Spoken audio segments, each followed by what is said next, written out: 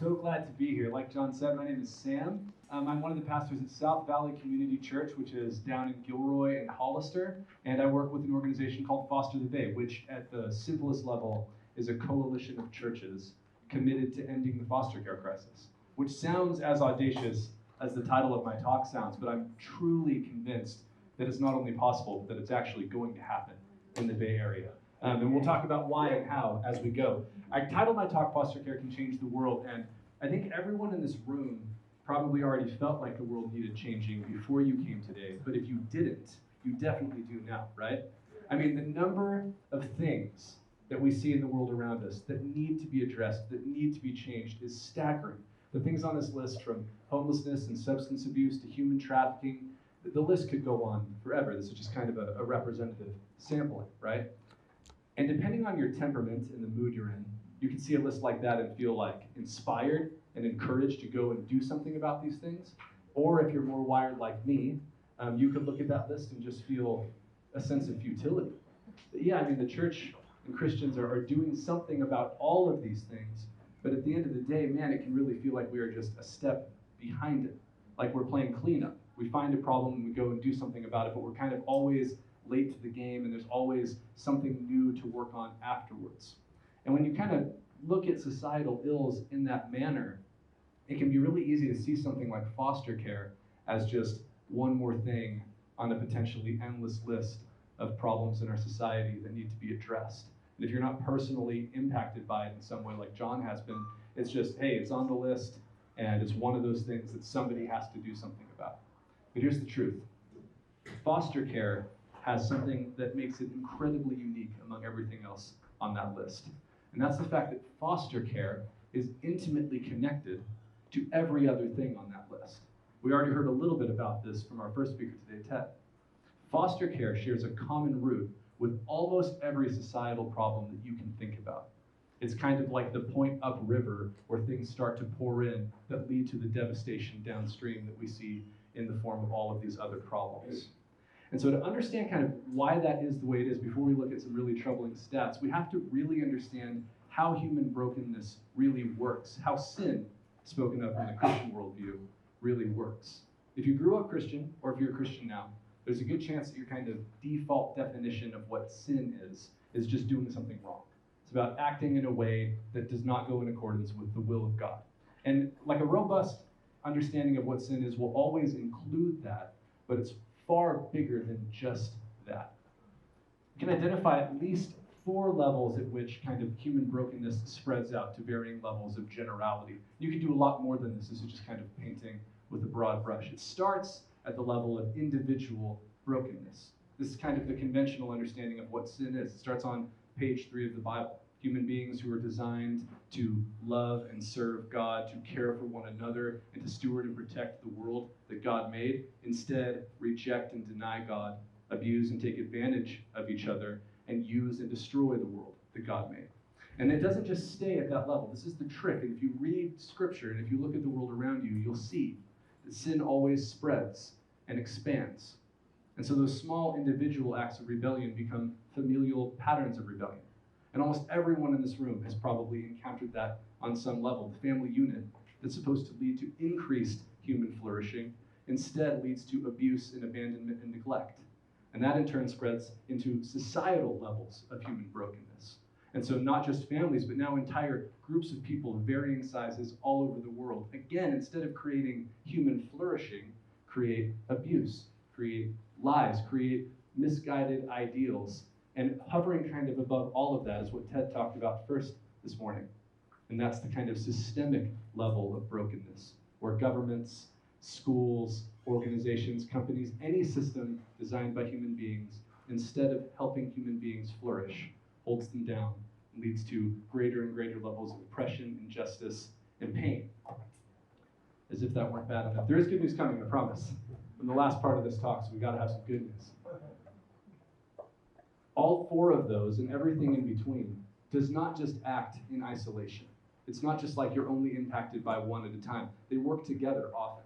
And the foster child represents a place where all 4 of them come together and converge on one person in one moment. The moment that a child is removed from their family of origin and enters into the foster care system, they become subject to all four of those levels of human brokenness. And if we had time, we could really walk through a hypothetical scenario or any number of real scenarios, but it doesn't take a lot of imagination, right, to picture how this could happen.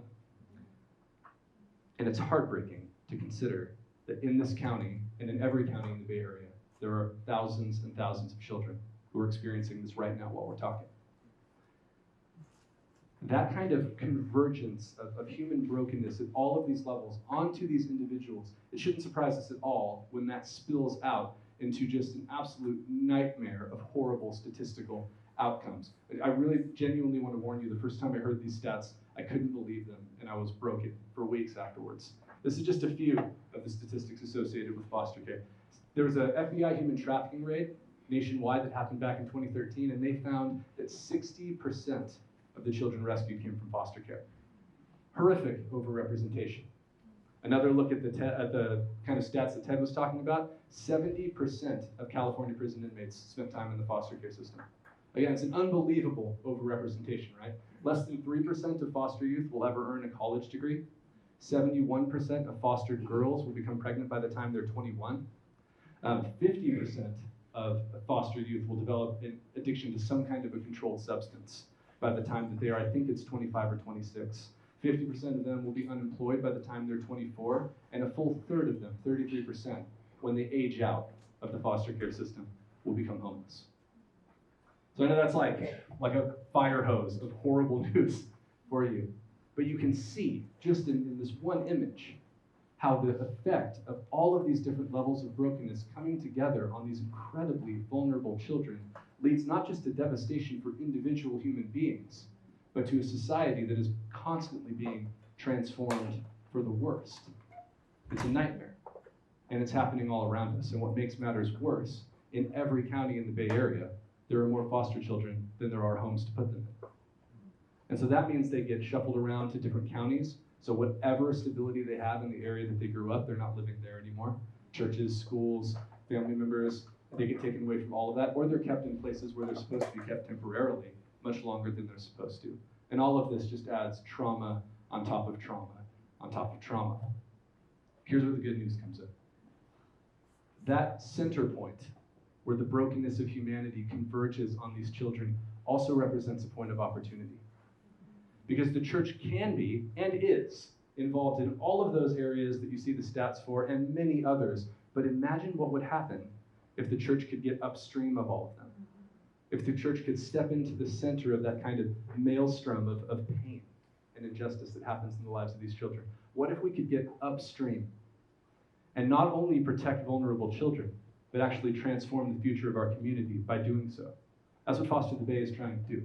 And we have an incredible opportunity because this doesn't happen often, but the state is asking for the church's help in this case.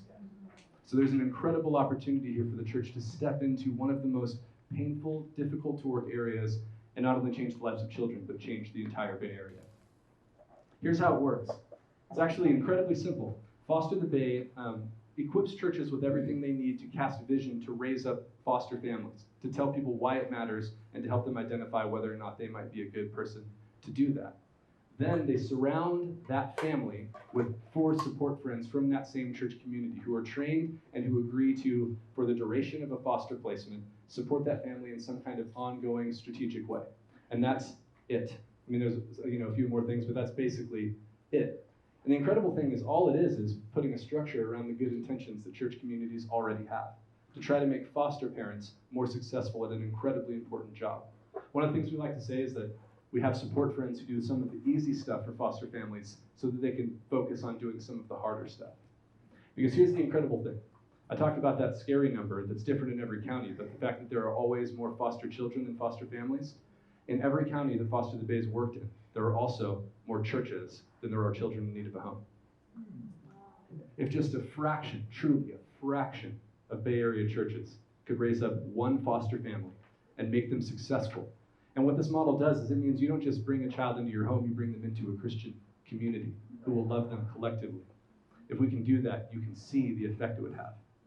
And this is the incredible thing. It's already working.